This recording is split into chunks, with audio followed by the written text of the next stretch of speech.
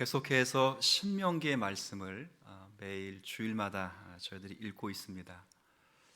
신명기는 모세가 광야 30년 생활을 다 마친 후에 약속의 땅인 가나안 땅을 눈앞에 둔 이스라엘 백성들에게 한 마지막 당부의 말씀입니다. 율법을 지킬 것과 그 율법의 내용이 무엇인가 하는 그 내용을 주 내용과 목적으로 삼은 성경이 신명기입니다. 그 가운데 이제 오늘 우리가 읽게 되는 신명기 4장부터는 율법의 말씀과 규례에 대해서 집중적으로 교훈하고 당부하는 내용이 이제 기록됩니다. 특히 오늘 우리가 읽은 이 부분에서는 이스라엘의 생과 사, 이 모든 것이 하나님의 말씀을 어떻게 대할 것인가에 달려 있음을 말씀합니다. 하나님께서 모세를 통해 주셨던 말씀, 곧 십계명과 그에 따른 규례와 법도들을 가감하지 않고 듣고 행하면 이스라엘은 어떤 형편에서도 살 것입니다. 가까이 계시면서 도우시는 하나님의 역사를 기도 중에 만날 것입니다. 하나님 말씀이 어떻게 세상에 없는 지혜와 지식이 되는지 저들이 경험하게 될 것입니다. 이것은 이스라엘 백성들뿐 아니라 우리들에게도 그대로 적용됩니다. 2000년이 지나고 또 몇백 년이 더 훨씬 지난 지금이지만 우리 또한 하나님 말씀을 가감없이 듣고 준행할 때에 도우시는 하나님의 역사를 경험하게 됩니다.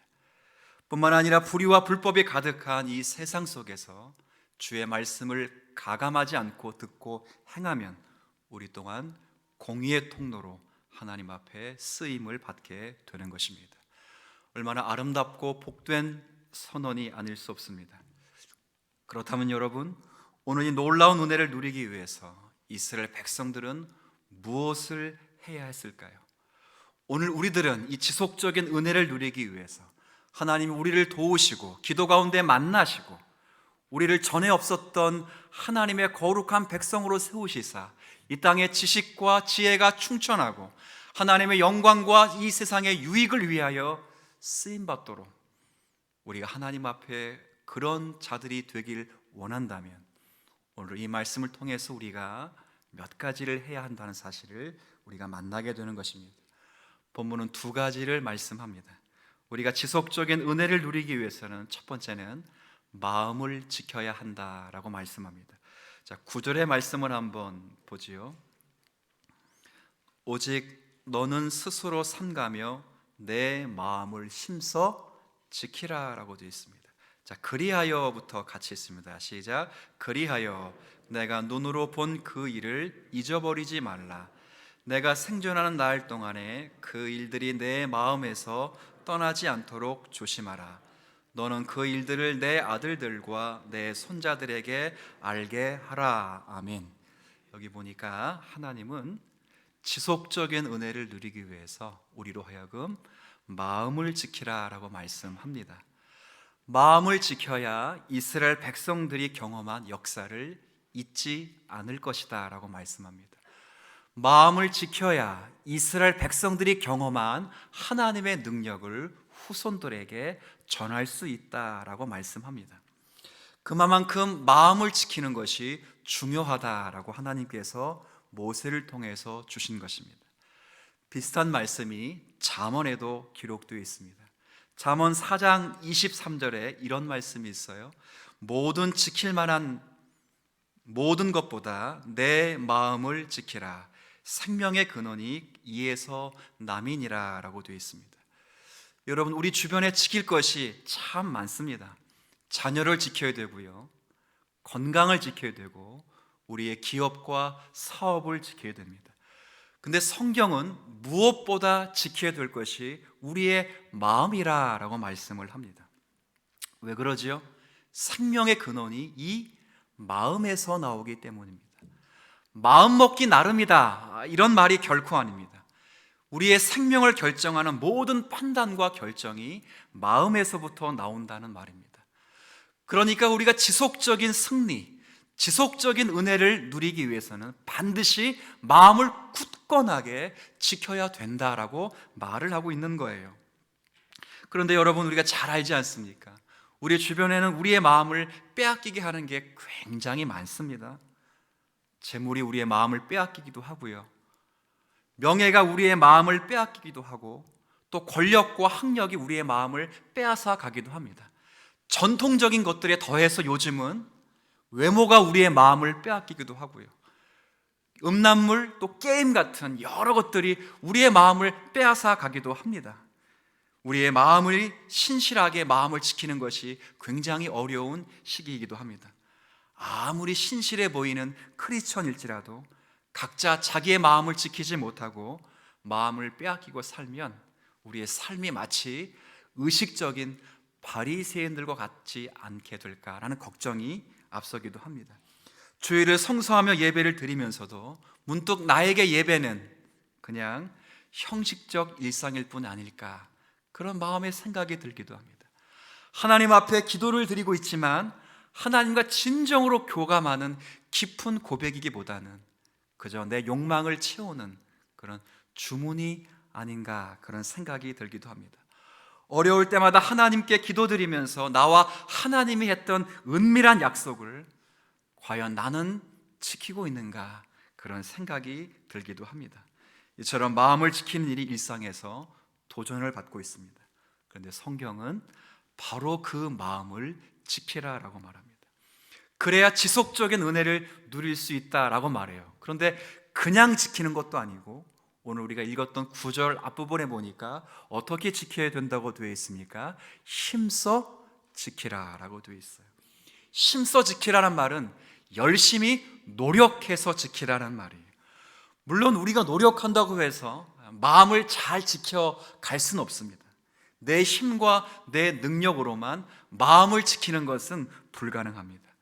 그러기에 우리 모든 성도는 일단 내 힘과 내 능력으로 마음을 지킬 수 있다라는 그런 교만한 마음을 다 버리셔야 됩니다. 여기서 마음을 힘써 지키라라는 말은 내 힘과 내 능력으로 힘써 지키라라는 말이 아니고, 하나님이 주시는 힘과 하나님이 주시는 능력으로 그 마음을 굳건히 붙잡아라 하는 말입니다. 여기는 어떤 의미가 있을까요? 이 마음을 지키라는 말을 모세가 4절에 보니까 이렇게 표현해 두었습니다. 마음을 지키는 일과 관련해서 4절에 하나님께 붙어 떠나지 않는 너희, 하나님께 붙은 것, 이렇게 표현했다고요. 3절에 보니까 하나님께 붙어 떠나지 않는 것이라는 표현을 3절에 보니까 바알볼 사건과 연결해서 설명하고 있어요. 바알볼 사건 너무도 잘 아실 거예요. 이스라엘 백성들이 40년 광야 생활하는 중에 모압 여인들과 음행하고, 그 모압 여인들이 섬겼던 우상에게 이스라엘 백성들이 절을 한 사건입니다. 우상을 숭배한 사건이죠. 성경은 바로 그 바알볼 사건을 한마디로 말해서 이스라엘 백성이 바알볼에게 붙은 것이다 라고 평가를 하는 거예요. 그런데 하나님께서는 뭐라고 말씀하십니까? 바알볼에게 붙은 자들은 다 멸망당했고, 하나님께 붙은 자들은 오늘 4절에 보니까 오늘까지 다 생존하였다라고 말합니다. 이를 통해서 모세가 말씀하는 것이 뭘까요? 이스라엘 백성들이 하나님 앞에서 지속적인 은혜를 누리려면, 아까 제가 조금 전에 뭘 지켜야 된다 그랬어요? 마음을 지켜야 된다 그랬어요. 근데 마음을 지켜야 되는데 이 마음을 지키는 일은 내 힘과 내 능력으로는 안 된다는 거예요.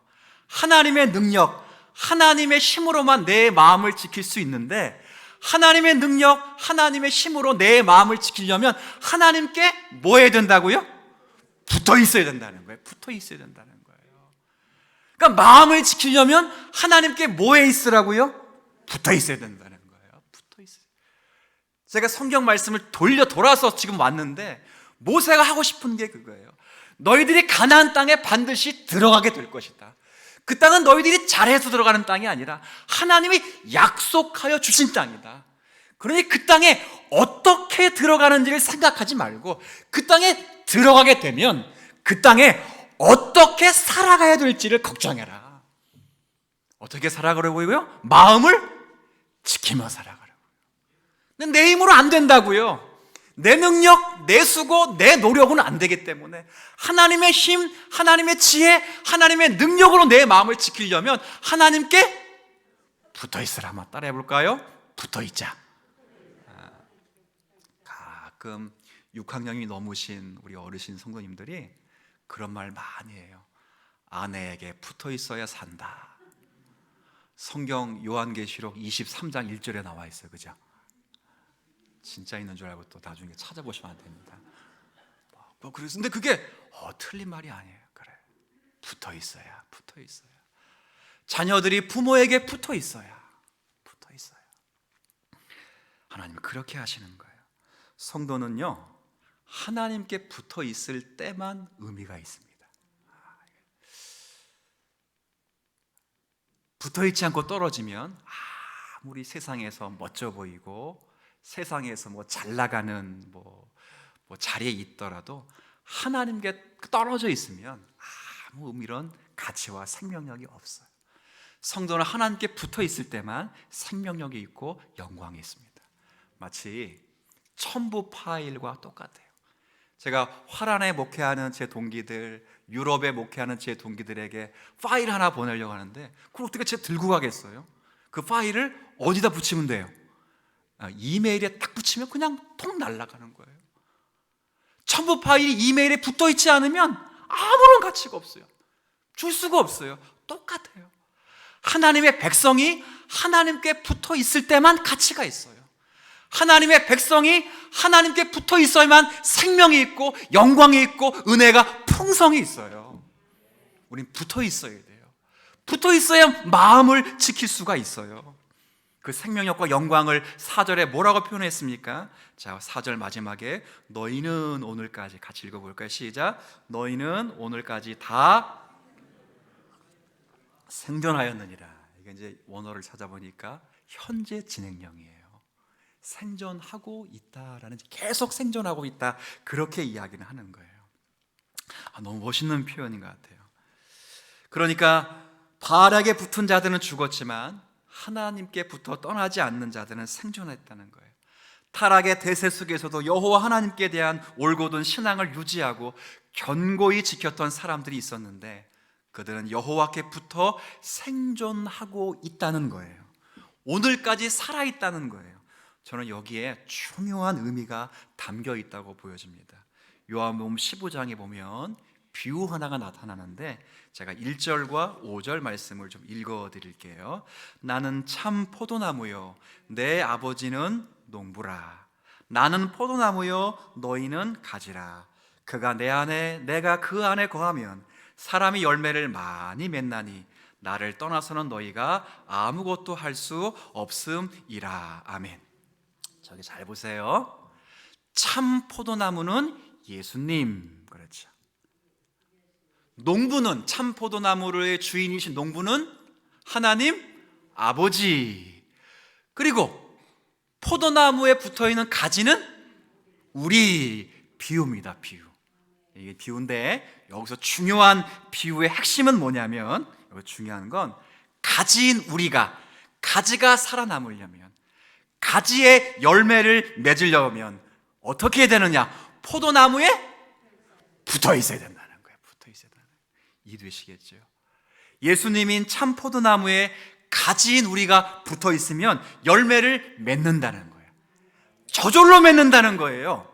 가지에 열매가 맺혀 있는데 사실은 가지가 열매를 맺는 게 아니고 뭐가 맺는다고요? 나무가 가지 끝에 열매를 맺히게 한다는 거예요. 하나님께 붙어 있지 않고 나름 열매를 맺으면 그 열매는 자기 영광을 위한 열매지만, 가지인 우리가 하나님께 붙어 있기만 하면 하나님이 우리 안에 열매를 맺으셔서 당신의 영광과 당신의 지혜와 당신의 능력을 이 세상 앞에서 보여내실 것이라, 그 말입니다. 우리 뭐 하면 되겠어요? 하나님께 붙어 있으면 돼요. 붙어 있으면. 내가 열매를 내자, 그게 아니에요. 우린 붙어 있으면 돼요. 가지가 포도나무에 붙어 있으면 자동적으로 때가 되면 열매가 맺어요. 우리 화단에 포도나무 한 송이 있는 거 아십니까?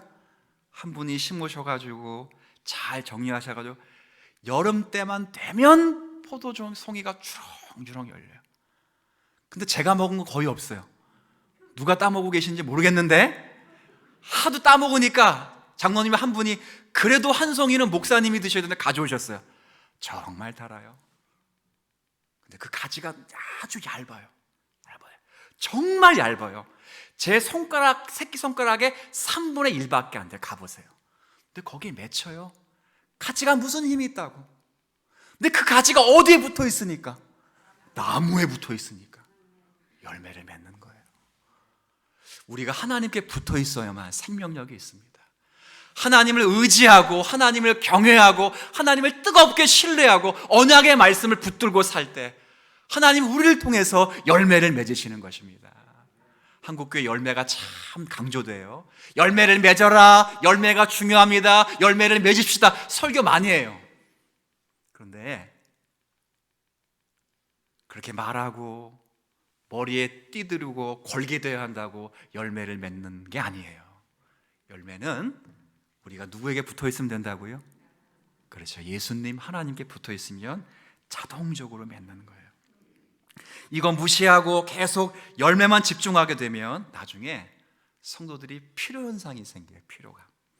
그래가지고 공급이 없이 붙어 있지도 않는데 계속 열매만 강조하면요, 교회에 들어와서 복음의 에센스, 본질을 맺기 전에 사실은 종교 생활부터 먼저 배우게 됩니다. 참 안타까워요.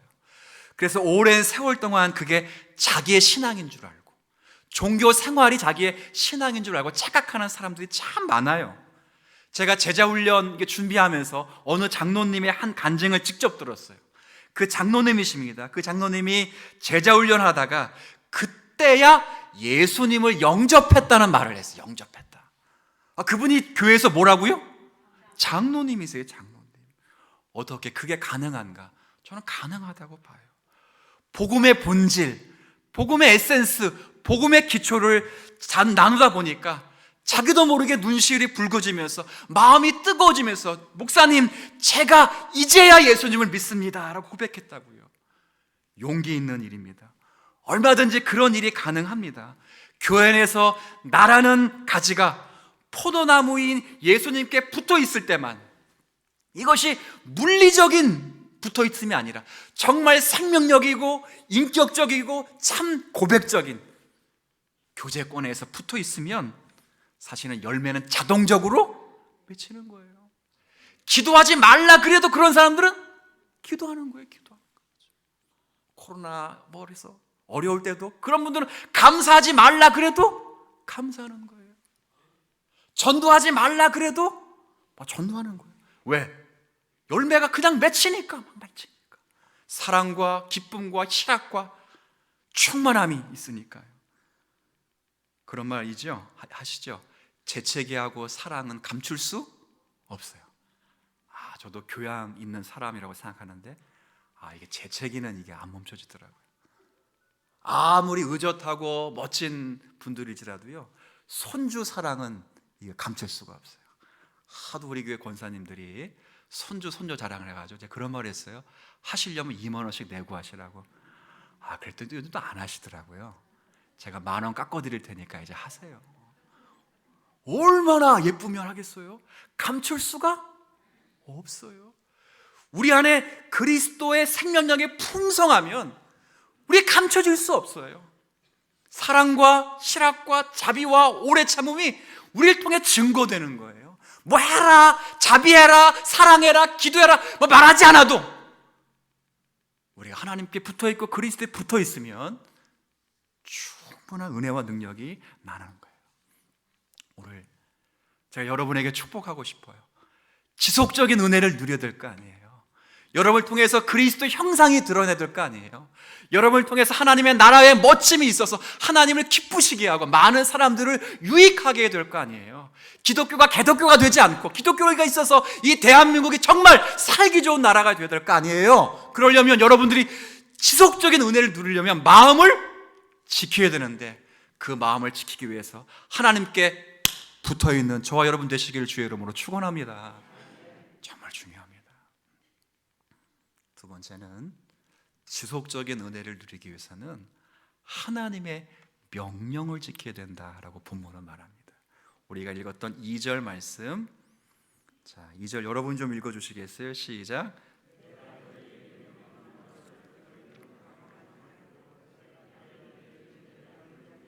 명령을 지키라라고 되어 있어요. 그 명령이 뭡니까? 13절 여호와께서 13절입니다. 여호와께서 그의 언약을 너에게 반포하시고 너에게 지키라 명령하셨으니 곧 십계명. 그 말씀은 십계명이에요. 14절에는 그때 여호와께서 내게 명령하사 너희에게 십계명을 풀어 쓴 규례와 법도예요. 하나님께서 명령하신 그 말씀은 십계명과 십계명을 풀어 쓴 율법이에요. 당시에는 구약 말씀이 곧 하나님의 말씀이었고 오늘날 우리에게는 구약뿐 아니라 신약의 말씀도 포함되는 거예요. 쉽게 설명하면 하나님이 지키라고 명령하신 말씀은 하나님이 기록하게 하신 성경 전체의 말씀이에요. 전체 성경이에요. 하나님이 자기 백성들이 지속적인 믿음의 승리를 얻기 위해서 우리 모두는 기록된 성경 말씀을 하나님의 말씀으로 믿고 그 말씀을 지키고 순종해야 된다 그 말이에요. 자, 그런데 이 하나님 말씀을 지키되 어떻게 지켜야 되는지를 설명해요. 아까 여러분 2절 말씀을 읽었는데 2절에 보니까 하나님 말씀을 지키되 어떻게 지키라고 되어 있습니까? 가감하지 말고 지키라라고 되어 있어요. 이 말씀은 원래의 하나님 말씀 외에 더하거나 혹은 빼지 말라라는 거예요. 한번 절 보세요. 여러분 우리 주변에 이단들이 참 많습니다. 근데 이단들이 왜 이단이 되냐면 그 이유 중에 하나는 성경의 말씀 중에 자기에게 유리한 말씀은 붙잡고 자기에게 불리한 말씀은 제외시켜버리기 때문에 그렇습니다. 또 하나는 기록된 성경 말씀 외에 자기의 생각과 자기의 체험을 말씀과 함께 가르치되 말씀과 동일한 권위를 두기 때문에 그렇습니다. 전부 이단이 되는 겁니다. 하지만 성경은 분명 뭐라고 되어 있어요? 하나님 말씀을 가르칠 때 가감하지 말아라고 되어 있어요. 성경을 마음대로, 성경을 편의대로 조작하여 사용하지 말라는 거예요. 굉장히 무서운 말씀이기도 해요. 이스라엘 백성들이 우상 숭배에 잘 빠졌는데요, 저는 다름 아니라 이 이유 때문이라고 저는 생각이 됩니다. 말씀 외에 이스라엘 백성들이 다른 것을 원했기 때문이에요. 주신 말씀으로는 만족이 되지 않았어요.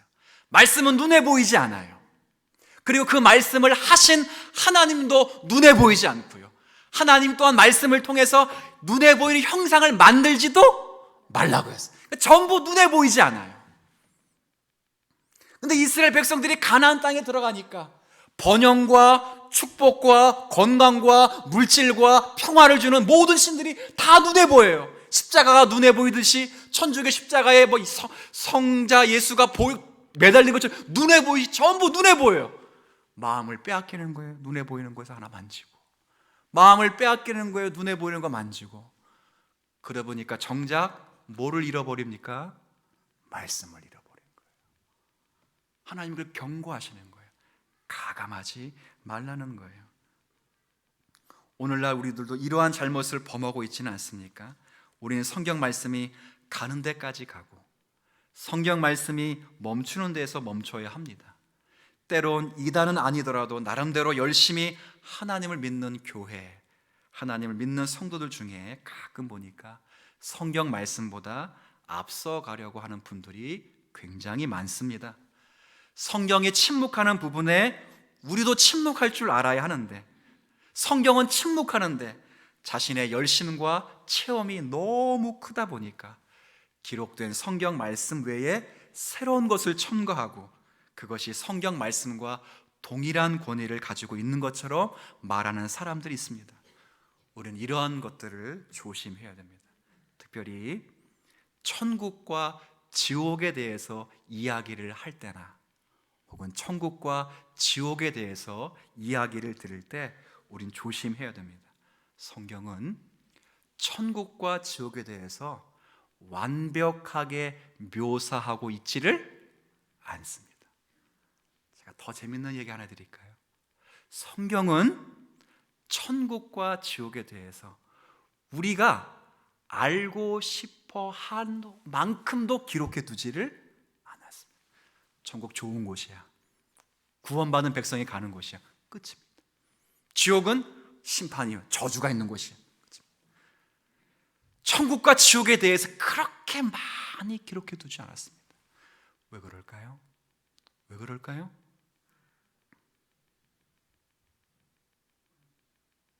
천국은 알아서 주님이 우리를 보내시기 때문에 그래요. 정말 우리가 관심 가져야 될 것은 천국이 어떻게 생겼는가? 천국을 어떻게 가는가? 성경에 그런 부분이 없어요. 거의 없다고요. 성경의 관심은 너는 천국 백성이다, 하나님의 백성이다. 그러니 천국 백성으로 어떻게 살아야 되는가?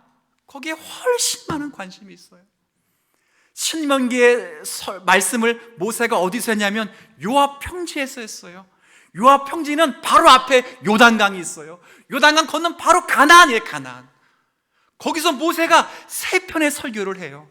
오늘 신명기 4장은 모세의 3번의 설교 중에 마지막 첫 번째 설교의 마지막 부분이에요. 근데 그 설교하는 게 모든 설교가 다 뭡니까? 신명기 전체 보면 가나안 땅은 어떻게 생겼느냐, 가나안 땅은 어떻게 들어가느냐, 하나도 없어요. 하나도 없다고. 그 땅은 좋은 땅이다. 그 땅은 반드시 하나님의 약속으로 신실하심으로 들어간다. 그것만 있다고요. 전부 무슨 내용입니까? 그 땅에 들어가서는 이렇게 살아라. 율법을 가르치는 거예요. 율법의 내용을 가르치는 거예요. 하나님의 공의와 하나님의 뜻을, 하나님의 지혜와 하나님의 능력을, 하나님의 나라를 세우시기 위하여 가나안 땅에서 이렇게 살아라, 그 말이죠. 천국도 마찬가지입니다. 천국이 어떻게 생겼는지, 천국이 어떻게 들어가는지 굉장히 간단해요. 우리의 호기심을 유발시키지 않도록 간단하다고요. 우리가 예수님을 잘 믿으면 주님께서 때가 되면 알아서 들여 보내실 줄로 믿습니다. 걱정 안 하셔도 된다고요. 우리의 관심은, 천국 백성이 된 우리의 관심은 여기에 삶에 있어야 돼요. 어떻게 천국 백성으로 살아가야 하는가, 어떻게 하나님 나라를 이루며 살아가야 되는가, 거기에 더 관심을 가지고 돼 있다고요. 그래서 오늘 말씀합니다. 그렇게 말씀을 따라 살라고요.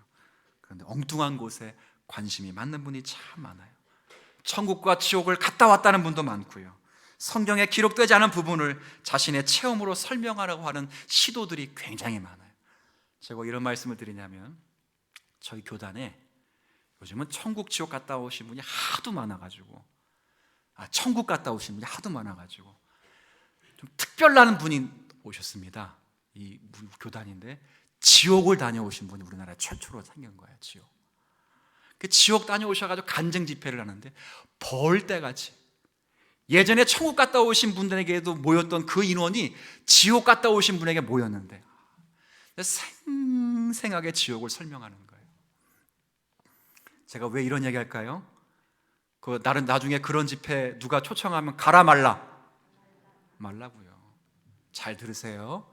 하나님이 알 필요가 있었으면 성경에 이미 기록을 해 두셨을 거예요.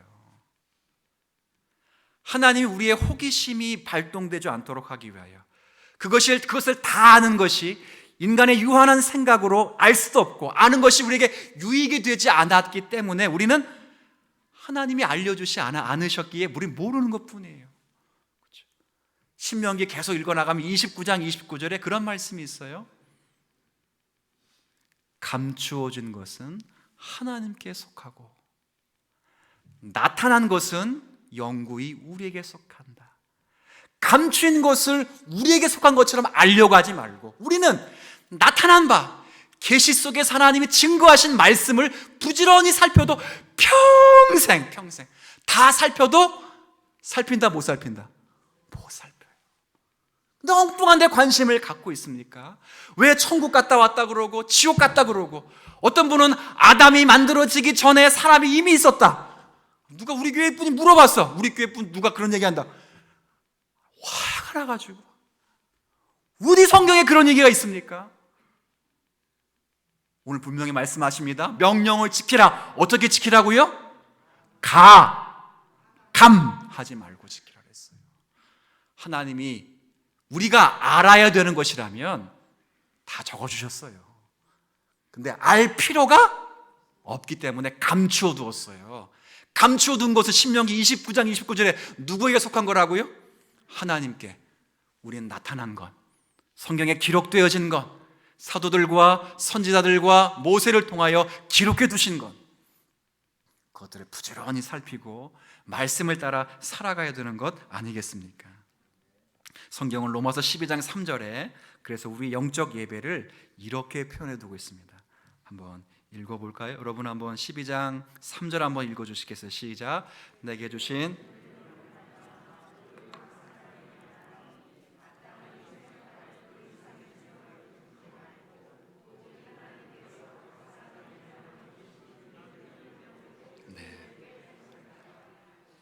이게 영적 예배예요. 영적 예배를 어떻게 드리는가? 파란 글씨, 그 이상의 생각을 품지 말고요. 하나님께서 각각 여러분에게 나눠주신 은혜의 믿음의 분량을 따라서 부지런히 하나님의 말씀을 통해서 어떻게 하나님 자녀로 하나님을 기쁘시게 정말 많은 사람들을 유익하게 사용할 수 있을까라고 부지런히 애쓰셔야 돼요.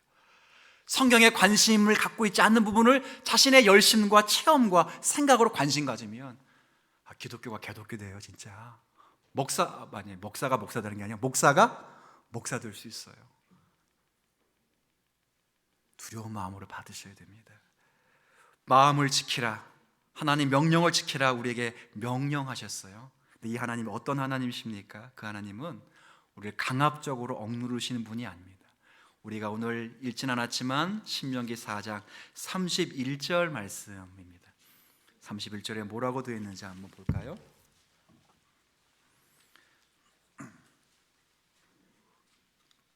신명기 4장 31절 제가 읽습니다. 네, 하나님 여호와는 자비하신 하나님이시라. 그가 너를 버리지 아니하시며 너를 멸하지 아니하시며 내 조상들에게 맹세하신 언약을 잊지 아니하시리라. 아멘. 네. 하나님은요 자비의 하나님이십니다. 24절부터 사실 31절까지가 어떤 말씀이냐면 제가 방금 전에 말씀드린 것처럼 너희들이 마음을 지켜야 되고 너희들이 말씀을 지켜야 되는데 혹 마음을 지키지 못하고 말씀을 지키지 못하면 결국 나라가 망하게 될 것이고 큰 고통을 당하게 될 것이다 라고 하는 하나님의 경고의 말씀입니다. 근데 놀랍게 31절을 읽어보니까 경고로만 끝나지 않는다는 거예요.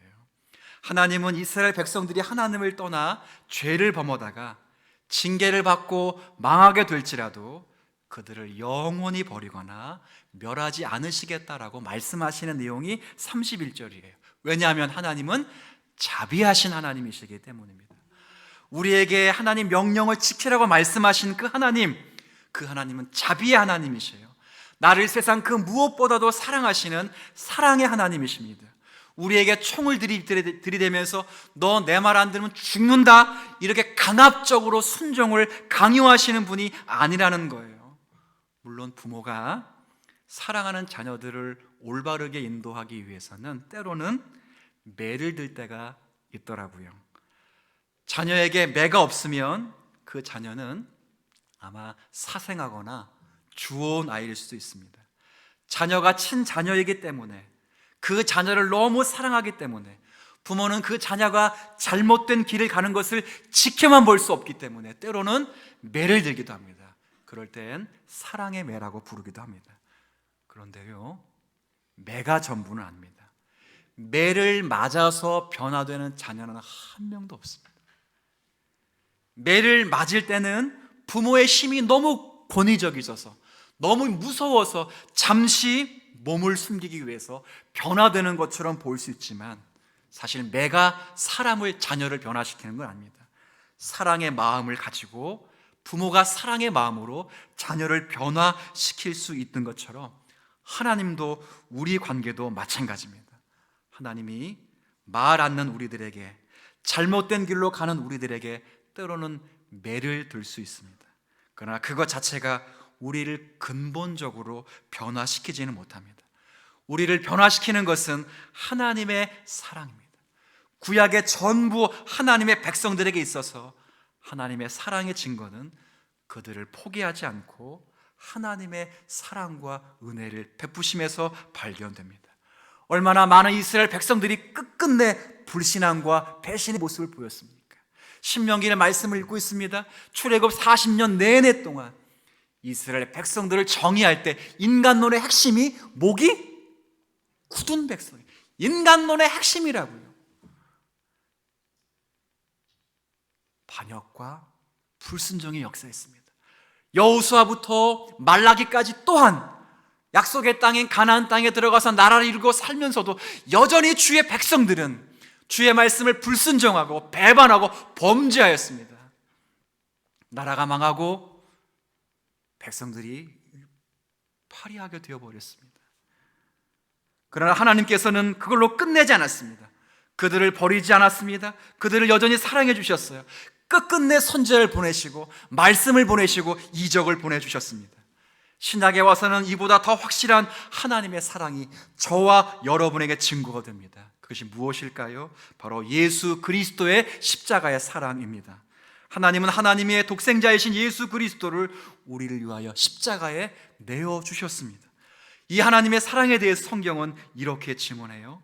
로마서 5장 6절과 8절 말씀, 이 말씀 한번 읽어보도록 하겠습니다. 시작. 우리가 아직 연약할 때에 기약대로 그리스도께서 경건하지 않은 자들을 위하여 죽으셨도다. 의인을 위하여 죽는 자가 쉽지 않고 선인을 위하여 용감히 죽는 자가 혹 있거니와 우리가 아직 죄인 되었을 때에 그리스도께서 우리를 위하여 죽으심으로 하나님께서 우리에 대한 자기의 사랑을 확증하셨느니라. 아멘. 예수님이 우리를 향한 포기하지 않는 하나님의 가장 확실한 자비와 사랑의 증거랍니다. 그러니 하나님이 우리를 향해서 마음을 지키라, 명령을 지키라는 것은 강압적으로 하는 게 아니라 정말 사랑해서, 정말 자비와 은혜의 마음을 안고 마음을 지키라, 명령을 지키라 라고 말씀하는 거예요. 어쩌면 하나님의 절규인 거예요. 엄마가 가끔 아버지가 아들에게 막 딸에게 강압적인 말을 하면서 울분을 토하고 절규할 때 하나님이 그렇게 하는 거예요. 내가 이렇게 외치는데 이 강압이 아니라 널 정말 사랑해서 놓을 수가 없어서 내가 예수 그리스도를 보낸 그 독생자를 보낸 아버지로서 너에게 말한다. 제발 마음을 지켜다오. 제발 명령을 지켜다오. 그것이 지속적인 은혜를 누리는 것이다 라고 말씀하십니다. 성도 여러분, 이 은혜가 우리 모두 가운데 있기를 소망하면서 제가 교육부서에서 한 아이가 여름 성경학교 또 작성했던 페이퍼 하나를 읽어드리면서 말씀을 좀 마무리합니다. 지난 여름 성경학교 주제가 교회론이었습니다. 교회란 무엇인가가 주제였는데 유치부부터 청년부까지가 교회론을 가지고 했었어요. 근데 유초등부 아이 중에 교회란 무엇인가를 배우면서 교회가 교회다운 것에 대해서 이렇게 쓰는 난이 있었어요. 제가 들고 있는데 그렇죠? 삐뚤삐뚤 큰 글씨를 썼어요. 교회가 교회되기 위해서 무엇이 필요하다는 거야. 잠깐 생각해 보세요. 주님 사랑 교회가 정말 주님의 교회가 되기 위해서는 필요하다. 고고. 그렇죠?